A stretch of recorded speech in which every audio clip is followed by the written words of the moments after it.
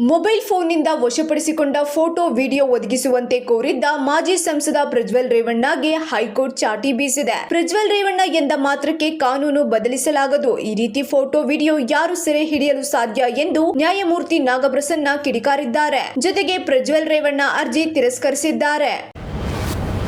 ಗಾಯಕ ಸಂಜಿತ್ ಹೆಗಡೆ ವಿರುದ್ಧ ನಿರ್ಮಾಪಕ ಕೆ ಮಂಜು ಗರಂ ಆಗಿದ್ದಾರೆ.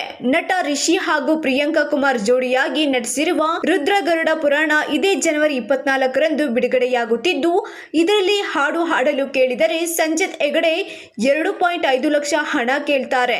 ಸೋನು ನಿಗಮ್ ಅಂತವರೇ ಕನ್ನಡಕ್ಕೆ ಬಂದು ಹಾಡ್ತಾರೆ. ಆದರೆ ಸಂಜಿತ್ ಹೆಗಡೆ ಕನ್ನಡದ ಜನರಿಂದ ಬೆಳೆದು ಕನ್ನಡವನ್ನೇ ಮರೆಯುತ್ತಿದ್ದಾರೆ. ತಮ್ಮನ್ನು ತಾವು ಹಿಂದಿಗೆ ಮಾರಿಕೊಂಡಿದ್ದಾರೆ ಎಂದು ಕೆ ಮಂಜು ಅವರು ಗಾಯಕ ಸಂಜಿತ್ ಹೆಗಡೆ ವಿರುದ್ಧ ಕೆಂಡಕಾರಿದ್ದಾರೆ.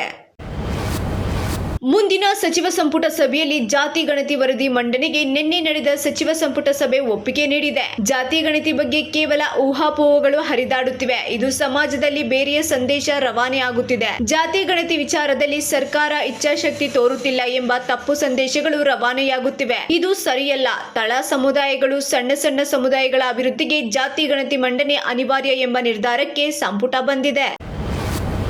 ಎಚ್ಎಂಟಿ ಸ್ವಾಧೀನದಲ್ಲಿರುವ 14,300 ಎಕರೆ ಮೌಲ್ಯದ 180 ಎಕರೆ ಅರಣ್ಯ ಭೂಮಿ ಹಾಗೂ ಮೈಸೂರು ರಾಜವಂಶರ ವಶದಲ್ಲಿರುವ 17.5 ಕುಂಟೆ ಜಮೀನು ಸೇರಿದಂತೆ ಒಟ್ಟು 17,311 ಕೋಟಿ ಮೌಲ್ಯದ ಆಸ್ತಿಯನ್ನು ತನ್ನ ಸ್ವಾಧೀನಕ್ಕೆ ಪಡೆಯಲು ರಾಜ್ಯ ಸರ್ಕಾರ ತೀರ್ಮಾನಿಸಿದೆ. ಎರಡೂ ಪ್ರಕರಣಗಳಲ್ಲಿ ಸುಪ್ರೀಂ ಕೋರ್ಟ್ ಮೊರೆ ಹೋಗಲು ಸಚಿವ ಸಂಪುಟ ಸಭೆಯಲ್ಲಿ ನಿರ್ಧರಿಸಲಾಗಿದೆ.